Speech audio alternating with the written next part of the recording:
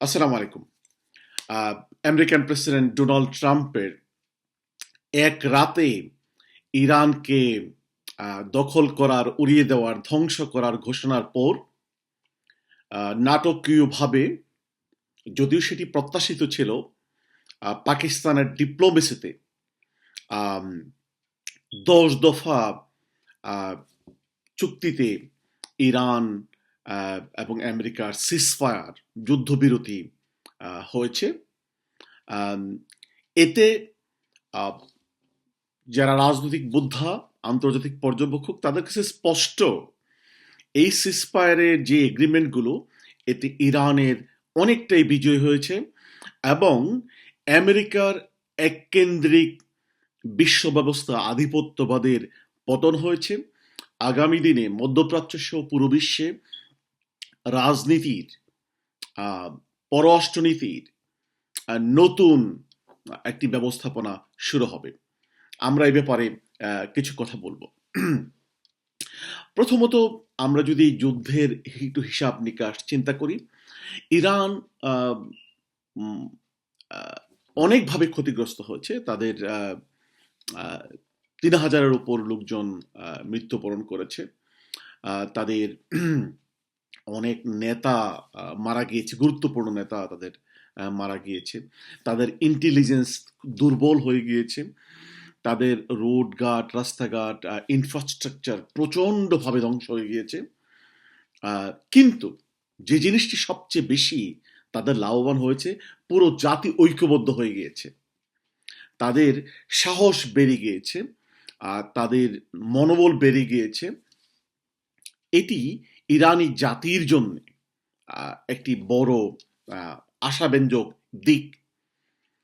অপরদিকে যে জিনিসটি হয়েছে, ইসরায়েল মনে করত যে যে তারা আমেরিকাকে নিয়ে মধ্যপ্রাচ্যে এবং ওই অঞ্চলে যা ইচ্ছা তাই করতে পারবে। আমেরিকাও, মানে ডোনাল্ড ট্রাম্পের নেতৃত্বাধীন আমেরিকা যেই ধরনের হম্বিতম্বি করেছে, এক রাতে উড়িয়ে দেওয়ার ঘোষণা দিয়েছে, এটি কিন্তু লজ্জাজনকভাবে তারা ব্যর্থ হয়েছে। এবং এটি তাদের, ধরুন সিসপার যদি সম্পন্ন নাও হতো, তারা এক রাতে কিন্তু ইরানকে উড়িয়ে দিতে পারতো না। যারা সামরিক মানে জ্ঞান রাখেন, আহ, তাদের কাছে এটি স্পষ্ট, এই বক্তব্যটি, আমেরিকান প্রেসিডেন্টের এই বক্তব্যটি, এটি বাস্তবসম্মত নয়।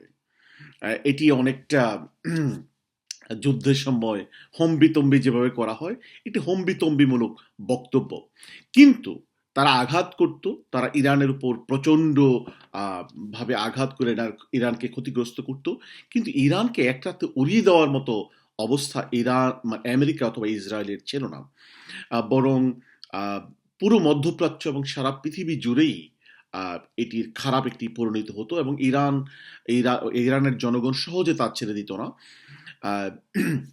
যে জিনিসটি হলো যে এই যুদ্ধের খারাপ পরিণতি আন্তর্জাতিক যারা পর্যবেক্ষক, তাদের কাছে এটি স্পষ্ট ছিল এবং আমেরিকার নীতি নির্ধারকদের কাছে এটি স্পষ্ট ছিল, এই যুদ্ধ আমেরিকার জন্য কল্যাণ বয়ে নিয়ে আসবে না। এখন এখন যেই জিনিসটি ঘটবে, আপনারা জানেন যে ইসরায়েল কিন্তু এই সিজফায়ারে, যুদ্ধ বন্ধের যে 2 সপ্তাহ সিজফায়ার টার্মসগুলোতে তারা এগ্রি করেছে, ইসরায়েল কিন্তু হ্যাপি নয়। স্পেশালি লেবাননের উপর তারা আক্রমণ চালিয়ে যেতে চায়।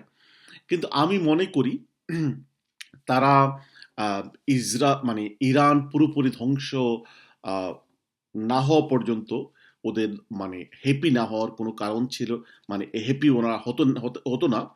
এবং আমেরিকাকে এই যুদ্ধে জড়িয়ে তারা ইরানকে শেষ করে দেওয়ার প্ল্যান করেছিল। এটি তাদের বাস্তবায়িত হয়নি। এটির বহিঃপ্রকাশ তারা ঘটাচ্ছে যে যে না, তারা লেবাননের উপর আক্রমণ বন্ধ করতে তারা প্রস্তুত নয় এবং তারা হ্যাপি নয়, তারা সেটি জানিয়েছে।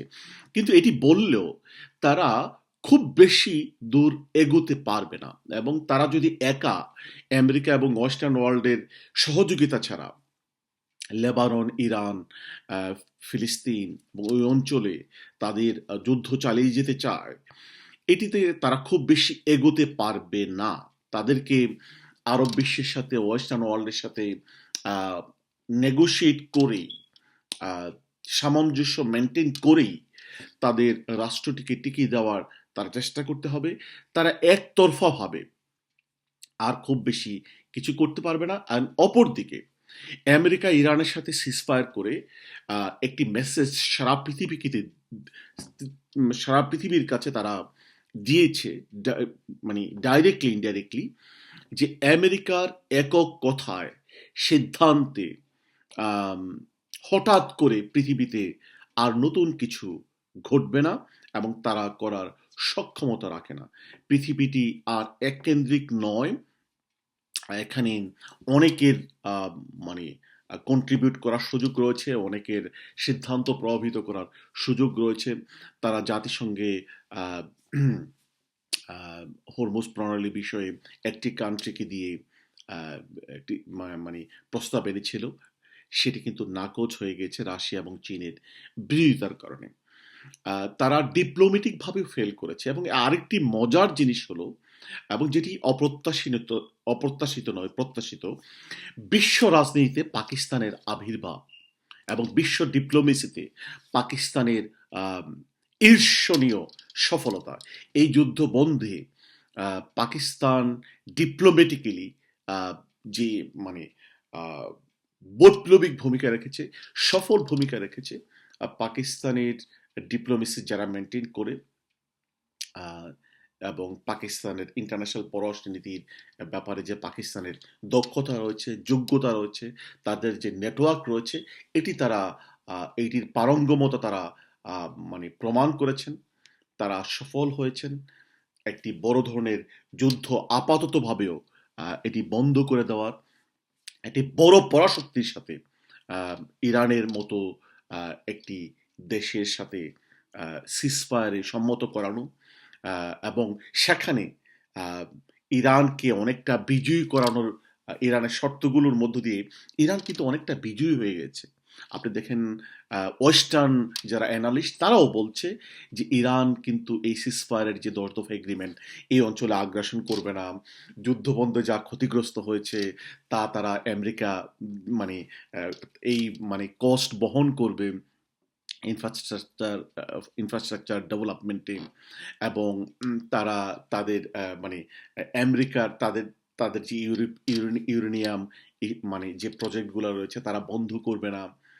এই যে মানে শর্ত সহ আমেরিকা মেনে আগ্রাসন না করা, যুদ্ধ বন্ধ করা, যুদ্ধে ক্ষতিগ্রস্ত দেওয়া, হরমুজ প্রণালীর মানে ক্ষমতা ইরানের থাকা, এটি কিন্তু কমপ্লিট ইরানের বিজয় এবং আমেরিকার পরাজয়।